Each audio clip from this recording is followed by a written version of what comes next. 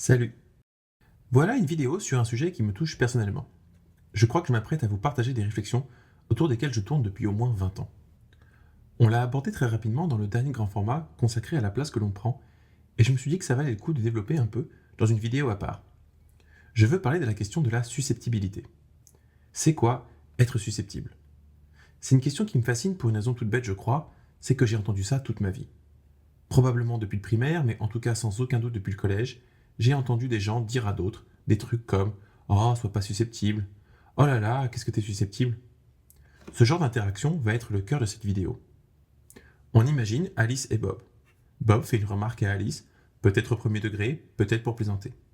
Alice vit cette remarque comme quelque chose de désagréable.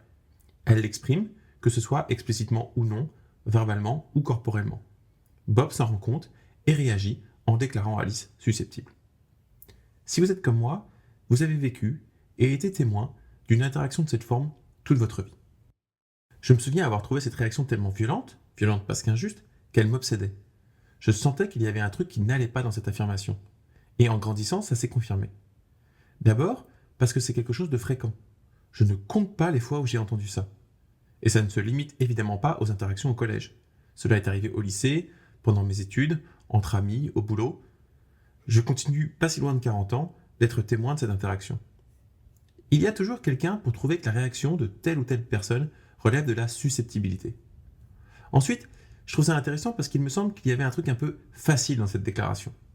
Quand j'entends «Oh, qu'est-ce que tu es susceptible?» j'ai tout de suite l'impression qu'il y a un truc pas net. Ça me rappelle le genre de faux fuyant qu'on disait en primaire. C'est celui qui dit qui est. Parce que c'est une déclaration qui repose sur rien de solide. C'est une pure affirmation qu'on sort sur le moment comme outil rhétorique. Évidemment que c'est celui qui dit qui est une affirmation ridicule et sans fondement. Tu m'as traité nul, et ben en fait c'est toi qui es nul. Pourquoi? Parce que je le dis, c'est tout. Bon. Mais là je crois que c'est pas si différent. La première critique que j'ai eu envie de formuler en réponse à quelqu'un qui m'a dit «Oh, comme t'es susceptible», c'était un truc du genre «Bah on ne saura jamais si c'est moi qui suis susceptible ou si c'est toi qui manque de tact».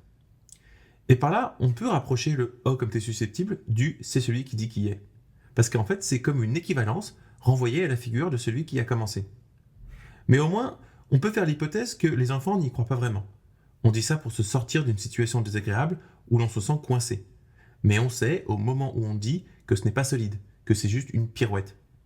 A l'inverse, quand un adulte balance à quelqu'un «Oh, comme t'es susceptible», il y a fort à parier qu'il y croit, qu'il pense que c'est vrai, que l'autre est un peu susceptible. Il y a fort à parier qu'il a sincèrement l'impression que la personne en question a mal pris quelque chose. C'est intéressant de s'arrêter une seconde sur cette idée de prendre mal. Quand on dit d'une personne qu'elle a mal pris quelque chose, on déclare ça avec l'aplomb d'une description objective. C'est comme si l'on faisait état de sa maladresse. Et donc on fait comme si c'était l'équivalent d'une maladresse corporelle. Elle voulait prendre le verre sur la table et elle l'a renversé. C'est objectivement un geste raté. Donc on dit quelque chose à cette personne, une phrase dont on juge qu'elle aurait dû susciter le rire et la bonne humeur. Et au lieu de ça, elle crée un autre type de réaction, de peine ou d'agacement, peu importe. Le «sois pas susceptible» ou «le prends pas mal», c'est ça. C'est l'idée qu'il y avait une bonne façon de prendre la chose. On s'autorise à dire d'une personne qu'elle a été susceptible parce qu'on a sincèrement l'impression qu'on identifie correctement ce qu'était la réaction normale. Et c'est donc le premier point de cette vidéo. Le premier sens qu'on peut rattacher à «comme tu es susceptible», c'est au fond «tu ne devrais pas mal le prendre». C'est-à-dire qu'il y a une erreur. Comme tu es susceptible pointe un comportement qu'on juge invalide. C'est une manière de dire il aurait mieux valu que tu réagisses différemment. Autrement dit, tu as raté le bon comportement. Cette remarque n'est jamais neutre. En un sens, tu es susceptible semble toujours vouloir dire tu es trop susceptible. J'ai l'impression qu'il est difficile de nier qu'à chaque fois qu'on dit à quelqu'un comme tu es susceptible, on se range du côté de la normativité. C'est-à-dire que c'est adopter une certaine posture, celle qui considère qu'il y a des comportements normaux et des comportements anormaux, et qu'il est bon de promouvoir les comportements normaux et de réprimer les comportements anormaux. En un certain sens, il peut être tentant de penser que le concept même de société, que l'idée de vivre ensemble, implique de normaliser certains comportements, précisément parce qu'on les valorise. Il y a une logique assez imparable là-dedans. Oui, une communauté peut se composer autour de valeurs et encourager ou décourager certaines actions. Le problème, ici, c'est qu'il s'agit de statuer sur une norme de sensibilité, et comme par hasard, au détriment de celui ou de celle qui souffre. Alice et Bob interagissent. Alice ressent quelque chose que Bob ne ressent pas, et ce dernier décrète que ce que Alice a vécu est invalide. C'est ce que Bob n'a pas vécu qui prime. Lancer à quelqu'un « comme tu es susceptible », cela veut dire ni plus ni moins « tu as tort de ressentir de la douleur quand tu entends ceci ». C'est comme dire « je considère anormaux tes sentiments ». En déclarant que les sentiments d'une personne sont anormaux, on décrète qu'ils sont illégitimes. Comme tu es susceptible, c'est littéralement une manière de nier la légitimité d'une personne à éprouver une émotion. C'est donc un procès adressé à une sensibilité. On attaque la légitimité d'une sensibilité. Au lieu de considérer ce conflit en question en termes éthiques, c'est-à-dire du point de vue des affects concernés, au lieu de se demander ce que cette interaction révèle des individus et des interactions interpersonnelles, on la cadre en termes de droits, c'est-à-dire qu'on met en regard deux droits différents, on les compare. En l'occurrence, on fait valoir le droit à faire telle remarque au détriment du droit à se plaindre de la remarque. Au fond, un autre sens de la phrase c'est « il est légitime pour Bob de faire cette remarque et Alice n'a donc pas la légitimité de s'en plaindre ». On peut aussi s'étonner de ce déséquilibre. Pourquoi pas au moins un droit égal ? Bob peut bien s'accrocher à son droit à pouvoir faire telle remarque, pourquoi faut-il en plus refuser à Alice le droit de s'en plaindre ? En un sens, Bob réclame un droit et un privilège, le droit de pouvoir faire la remarque et le privilège de ne subir aucune conséquence à la suite de celle-ci.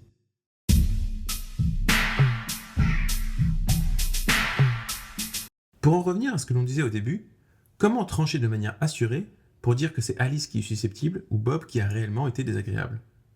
Si Bob dit à Alice qu'elle est susceptible, c'est probablement qu'il prend comme critère tout simplement son propre point de vue sur la situation.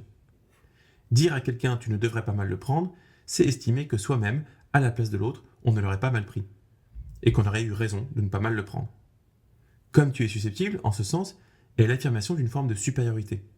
En disant à Alice qu'elle est susceptible, en suggérant qu'à sa place, il aurait mieux réagi, Bob déclare implicitement la supériorité de son caractère sur celui d'Alice. Vous rendez-vous compte des violences qui s'ajoutent les unes aux autres ? D'abord, il y a la remarque initiale de Bob qui fait de la peine à Alice. Ensuite, il y a la réaction de Bob, comme tu es susceptible, renvoyant Alice à une sorte de faute qu'elle aurait commise. Et à cela s'ajoute la violence symbolique de subir la condescendance de Bob. Ça fait beaucoup. Et puis, on peut se demander comment Bob peut-il être aussi sûr qu'à la place d'Alice, il n'aurait pas mal pris sa remarque. Bien sûr, tout le monde a déjà été taquiné. Mais je veux dire que Bob, par exemple, ne sait pas ce que c'est que d'être taquiné par Bob. Si après avoir lancé une taquinerie à Alice, Bob s'étonne de sa réaction blessée et en identifie la cause dans une supposée susceptibilité, cela implique qu'il écarte immédiatement une autre hypothèse qui pourrait expliquer la réaction d'Alice. L'hypothèse selon laquelle il aurait été effectivement maladroit. En un sens, en réagissant ainsi, Bob fait comme s'il était impossible qu'il soit effectivement agaçant ou désagréable. La seule explication crédible à ses yeux de la peine d'Alice, c'est qu'elle est trop susceptible. Il a peut-être la certitude que ses intentions sont pures, et il est peut-être convaincu qu'avec de bonnes intentions, il est impossible d'être désagréable. En tout cas, quand c'est lui. Quand Bob répond « comme tu es susceptible », il fait comme s'il était absolument impossible qu'il ait eu un comportement de con. Impossible qu'il ait fait sa remarque avec un air narquois. Impossible qu'il ait eu un petit rictus condescendant. D'où vient cette certitude ? Et puis, il ne faut pas se limiter au moment en question. L'interaction entre Alice et Bob doit d'abord être prise en compte dans le contexte plus large de leur relation. Peut-être qu'Alice n'aime pas Bob, tout simplement. Peut-être qu'Alice en a un peu marre de Bob. Peut-être qu'elle trouve Bob lourdingue. Peut-être que la réaction d'Alice est la résultante d'une succession de remarques, blagues, attitudes de Bob. Bob, lui, n'envisage pas que peut-être il n'est pas aimable au sens propre, c'est-à-dire qu'il est difficile de l'aimer.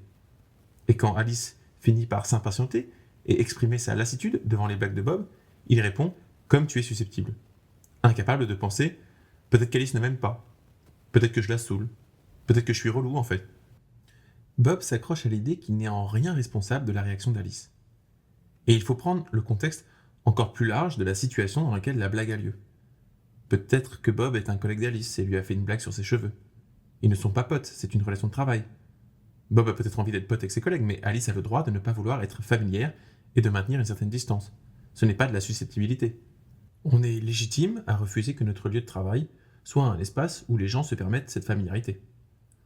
Et puis peut-être que plein de gens au boulot font des remarques à Alice sur ses cheveux et qu'elle en a un peu ras-le-bol. Ça fait partie du contexte de l'interaction, ça aussi. Et puis ça s'inscrit dans un contexte encore plus large qui est social, politique, culturel. Alice est noire et la fascination des Blancs pour ses cheveux crépus a des relents racistes. Toutes ces choses entrent en compte dans cette interaction. Mais aux yeux de Bob, rien de tout cela n'existe. Si Alice est vexée, si elle prend mal ce que Bob lui dit, c'est qu'elle prend mal ce qu'il lui dit. C'est-à-dire que Bob pense connaître et maîtriser ce qu'il dit. Il part du principe que rien ne lui échappe dans la situation. S'il y a vexation, la seule explication possible, c'est qu'il a été mal compris. Alice a forcément mal interprété son intention. Cela suppose également que Bob part du principe que c'est nécessairement le contenu de son message, les mots qu'il prononce et qui composent la taquinerie, combinés à la susceptibilité d'Alice, qui produisent la vexation. Bob n'est semble-t-il pas capable d'imaginer que la même remarque, la même phrase exactement, dite par quelqu'un d'autre, dans un autre contexte, n'aurait pas vexé Alice. Bob oublie donc cette possibilité, que peut-être ce n'est pas tellement ce qui est dit qui pose problème. Il oublie qu'il y a tout un ensemble de paramètres à prendre en compte, et par exemple, que c'est parce que ça vient de lui. Vous connaissez la phrase super connue des proches, on peut rire de tout, mais pas avec n'importe qui. Bah, elle s'applique là aussi en un sens, non? Bob oublie d'imaginer qu'il est celui avec qui on ne veut pas rire, en tout cas pas rire de ça. Comme s'il n'y avait que les autres qui peuvent être relous, comme si lui, il était forcément normal. Et donc, comme s'il était dans son droit. Son comportement étant normal, il a le droit d'agir comme il agit.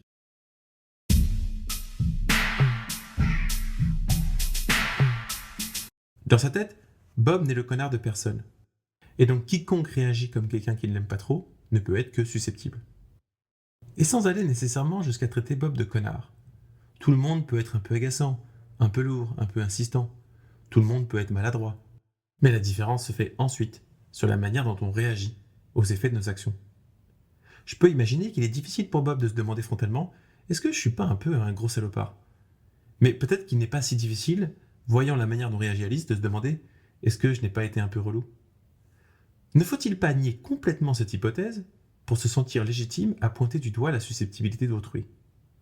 Quel sens y aurait-il à penser d'une personne qu'elle est susceptible si on envisage sérieusement la possibilité qu'on a peut-être été soi-même relou? Pourquoi Bob ne reconnaît-il pas cette hypothèse? Bon, j'imagine que c'est tout simplement parce qu'elle est désagréable. Et deux raisons principales me sautent aux yeux. Désagréable d'abord parce qu'elle mène à une autocritique. Elle nous oblige à reconnaître que parfois on fait de la merde, qu'il nous arrive d'agir comme un con. Ensuite, elle est désagréable parce que la conclusion logique est qu'il faudrait modifier nos habitudes, changer notre comportement, faire plus attention, justement pour éviter d'agir comme un con, c'est-à-dire faire des efforts. Les gens comme Bob préfèrent éviter ce genre de prise de conscience et donc penser qu'ils n'ont rien fait de mal. Comme tu es susceptible est une stratégie inconsciente pour éviter d'affronter l'hypothèse selon laquelle il est possible qu'on soit relou et qu'il faudrait qu'on s'applique à ne pas l'être. Cette stratégie est fondée sur une espèce d'auto-justification. Schématiquement, Bob pense quelque chose comme « Je ne suis pas une mauvaise personne, donc mon comportement est le bon, donc j'ai le droit de me comporter comme je me comporte, donc celles et ceux qui n'apprécient pas mon comportement ne sont pas légitimes, donc ils sont susceptibles. » Et tout repose sur ce point de départ qu'on n'ose pas vraiment remettre en question, évidemment. Parce que Bob part du principe que s'il n'est pas fondamentalement une mauvaise personne, alors cela veut dire qu'il est impossible qu'il ait un mauvais comportement. Comme si l'auto-jugement « je suis une bonne personne » signifiait que 100% de nos actions sont des bonnes actions, qu'il ne nous arrive jamais de commettre ce qu'on pourrait appeler une faute morale. On retrouve ce type de posture fréquemment sur Twitter sur des sujets politiques. Si Carla fait remarquer à David que ce qu'il a dit est raciste, David aura tendance à se braquer et tentera d'expliquer à Carla pourquoi en réalité ce qu'il a dit n'est pas raciste. Alors que l'on pourrait imaginer une réaction complètement différente du type « Merde, j'ai dit un truc raciste? Expliquez-moi en quoi c'est raciste que je ne refasse plus cette erreur. » Mais non.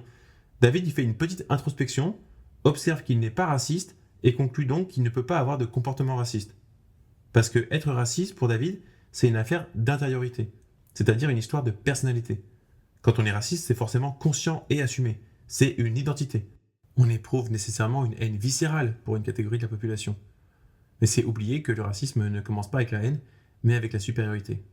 Bref, il me semble que tout cela vaut plus ou moins pour tout ce qui touche au fait d'être une bonne ou une mauvaise personne. On sonde son âme, et si on ne voit pas un monstre à l'intérieur, on s'autorise à conclure qu'on est quelqu'un de bien. C'est fou comme c'est grossier. On dirait que seuls sont condamnables celles et ceux qui veulent activement le mal des autres. On ne veut pas reconnaître que l'on peut faire du mal, ou tout simplement participer à un système injuste, sans avoir la personnalité d'un méchant dans un James Bond. La barre est quand même super basse si, en dehors de la volonté consciente de faire du tort à autrui, on peut avoir une confiance aveugle dans son comportement. Bref, je m'écarte un peu du sujet là, mais le lien perdure.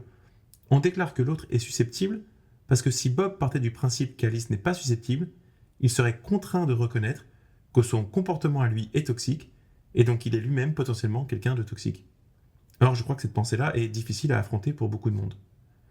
On a tellement peur d'imaginer que peut-être des gens ne nous aiment pas, et ce pour de bonnes raisons, qu'on adopte une croyance qui, parce qu'elle nous conforte dans la légitimité de nos actions, nous conduit plus ou moins directement à imposer notre comportement aux autres encore davantage. C'est un vrai cercle vicieux.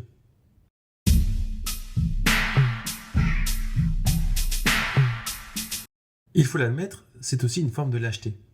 C'est une manière de botter en touche face aux conséquences directes de ses actions. On dit quelque chose, ça génère une forme de crispation ou de peine chez quelqu'un, et au lieu d'assumer la responsabilité de ce qu'on a fait, on fait tout reposer sur les épaules de l'autre. Si Carla va voir Bob pour lui dire que sa remarque a fait de la peine à Alice et qu'il répond « Ah, qu'est-ce qu'elle est susceptible ?» Au fond, c'est exactement comme s'il disait « Ah, elle a ressenti de la douleur ? Ah bah je n'y suis pour rien moi. Ce que je dis c'était parfaitement normal, donc si elle a eu de la peine, c'est parce qu'elle est un peu bizarre, c'est de sa faute. » Une pure lâcheté. Ça me fait penser au gaslight le plus ordinaire que j'ai vécu et dont j'ai été témoin à plusieurs reprises. Mettons que Bob fasse une taquinerie borderline désagréable à Alice. Alice ne dit rien mais ne rit pas. Bob prend mal l'absence de réaction d'Alice et se met à lui reprocher de n'avoir pas ri. Ce qui est quand même un comble quand on y pense. Non seulement tu m'imposes ta taquinerie, mais en plus tu m'engueules de ne pas trouver ça drôle. En plus de subir ta vanne, je suis censé rire alors que je ne trouve pas ça drôle, sans quoi je me prends une remarque. Ce genre de situation me rend hystérique. Alice n'a pas le droit de mal prendre la taquinerie de Bob, mais lui, il se donne le droit de mal prendre la réaction d'Alice. C'est complètement dissymétrique. Bob a tous les droits, Alice n'en a aucun. Ça accentue la toxicité du comportement initial.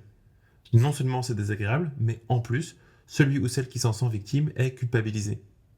Or, comme on le disait au tout début de la vidéo, on pourrait pourtant tout à fait renvoyer dos à dos les impératifs. Tu ne devrais pas mal prendre telle remarque face à tu ne devrais pas faire de taquinerie qui blesse les gens. Pourquoi ces situations semblent-elles invariablement pencher en faveur de celui ou celle qui stigmatise la susceptibilité ? C'est le 6e et dernier point de cette petite enquête.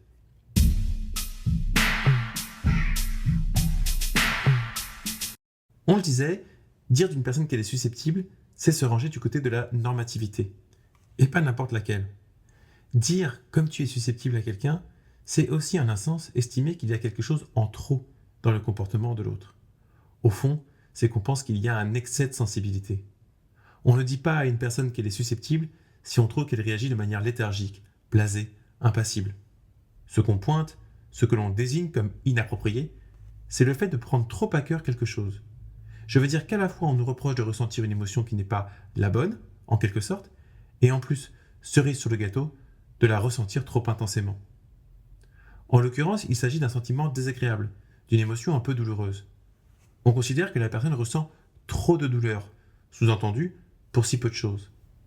On a un peu discuté de ce qui se cache derrière une telle remarque, mais pour finir, je voudrais que nous la prenions en mots. Et si c'était vrai ? Si effectivement il y avait une sorte de norme de sensibilité, une manière objective de distinguer ce qu'il faut bien prendre de ce qu'on a le droit de mal prendre. Est-ce que ça rendrait cette remarque beaucoup plus intelligente ? Je suis pas sûr. Même si c'est vrai, qu'est-ce que cette interaction implique ? Je veux dire, même si on se met d'accord pour définir une norme de sensibilité, pour dire qu'il faut tendre vers cette norme, eh bien, il faut croire que cette personne n'y arrive pas. Et sans doute qu'il y a une cause tout à fait logique à cet échec. Sans doute que cette personne a des complexes ou des traumatismes. Quelqu'un qui se vexe pour quelque chose qui semble anodin a de bonnes raisons de se vexer. Les gens ne se vexent pas pour faire chier les autres. Les gens ne prennent pas un malin plaisir à se vexer. Il y a une nécessité derrière. Et donc quoi ? Quelle est la bonne réaction face à quelqu'un qui échoue à ne pas se vexer ? Face à quelqu'un qui n'arrive pas à atteindre les exigences de sensibilité ? Est-ce que la bonne réaction, c'est lui signifier qu'elle a tort ? Lui rappeler son échec ? Est-ce qu'on espère vraiment régler les difficultés de quelqu'un, d'un coup, en rappelant cette personne à l'ordre ? En plus, peut-être qu'Alice sait parfaitement qu'elle se vexe un peu vite, qu'elle ressent une douleur spontanée, qu'elle-même trouve exagérée quelques minutes plus tard. Peut-être qu'elle n'y peut rien, qu'elle regrette instantanément de se sentir mal.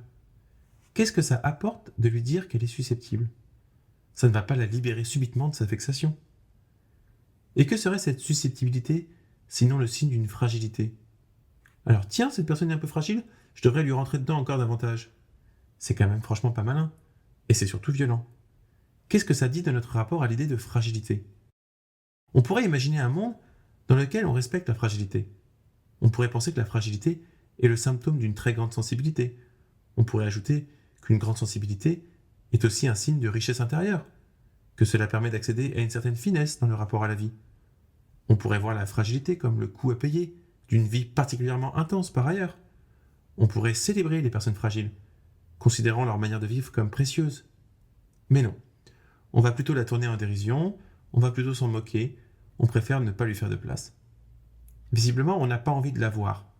Peut-être parce qu'elle fait peur. Donc on préfère la nier. Oh, comme tu es susceptible, c'est presque une injonction. Sois pas fragile. Et j'entends un petit cri qui se cache derrière. Sois pas fragile, ça m'angoisse. Sois pas fragile, ça me renvoie à ma propre fragilité, que j'essaie de nier aussi. Sois pas fragile, ça me renvoie à l'idée que mes actes ont des conséquences et que je peux en être tenu responsable. J'aime pas ça. J'ai envie d'être insouciant. J'ai envie de rigoler. J'ai pas envie de penser au fait que je peux faire de la peine. C'est un buzzkiller. Dans cette remarque, j'entends aussi Oh, j'avais envie de rigoler, à tes dépens, et tu m'en empêches. T'es relou. Et que se passe-t-il si on ne se vexe pas, mais qu'on répond quand même quelque chose? Si j'en crois les fois où j'ai été témoin de ce type de situation, ça se passe rarement bien. Et je l'ai même vécu avec mes vidéos. Je pourrais parler des heures de tous les types de commentaires que je reçois sous mes vidéos, mais je préfère me concentrer sur un cas bien particulier. Quelqu'un fait un commentaire absolument sans intérêt, sans fond ni argument. Je veux dire genre une seule phrase, type « Ouais, j'ai trouvé ça nul », sans rien d'autre. C'est arrivé que je réponde que ce genre de critique est vraiment inutile, que c'est pas constructif du tout. Et en face, on me monte au créneau en me disant que je n'ai qu'à pas poster de vidéo publiquement si je ne supporte pas la moindre critique. Vous voyez l'ironie, on aurait envie de répondre « T'as qu'à pas poster de commentaires si tu ne supportes pas la moindre critique ». Dans les deux cas, au fond, ce que j'entends c'est « J'avais envie de pouvoir poser ma petite merde là, dans cet espace partagé, sans que personne ne me fasse de remarques. C'est quand même incroyable qu'on me laisse pas faire. » C'est un truc d'égocentrique, voire de bully, de petit tyran quoi. Je veux pouvoir me comporter exactement comme je le désire, sans avoir jamais à faire face à la moindre conséquence. Trop envie de faire société avec des gens comme ça. Je disais tout à l'heure que balancer « Oh comme tu es susceptible » à quelqu'un qui s'est vexé après une taquinerie, c'était une forme de lâcheté, une manière de se dédouaner des conséquences de son action. Et une dimension de cette réalité, c'est la question du care. Puisqu'il y a vexation, il y a douleur. La question est donc de savoir comment on considère cette douleur. Qu'est-ce qui fait qu'on s'arroge le droit de l'évaluer, de la juger? Qui peut dire « X ne devrait pas ressentir ceci » ? Sur la base de quoi peut-on déclarer qu'une personne a trop mal? Qui sommes-nous si nous prenons à la légère l'expression, spectaculaire ou discrète, intentionnelle ou non, de la douleur chez autrui? Quel degré d'égoïsme faut-il porter en soi pour douter de la réalité ou de la légitimité de la douleur qu'autrui dit éprouver? Qu'est-ce qui nous autorise à penser que telle sensibilité est adéquate et telle autre pas? Ça me fait penser au sadisme. Les gens qui peuvent décréter qui est susceptible sont des gens qui doivent penser plus ou moins consciemment qu'il y a des bonnes et des mauvaises manières d'éprouver la vie. Ces gens-là pensent donc qu'il y a des douleurs qui sont légitimes et d'autres non. Des douleurs qui peuvent être reconnues et d'autres non. Oh, comme tu es susceptible est une manière de ne pas reconnaître une douleur. C'est littéralement une déconsidération de la douleur de l'autre. Au lieu de prendre la responsabilité du soin, on s'en décharge immédiatement. Alors qu'on devrait penser il est important de prendre en compte la diversité des sensibilités pour tisser des relations harmonieuses, alors qu'on devrait cultiver l'idée que l'on doit assumer la douleur que l'on provoque chez l'autre, même accidentellement, non, on préfère se dire « Y est trop susceptible, donc Y sort de la norme, ce n'est pas mon problème, c'est à Y de s'adapter ». Qu'est-ce que cela révèle de notre incapacité à prendre soin des autres?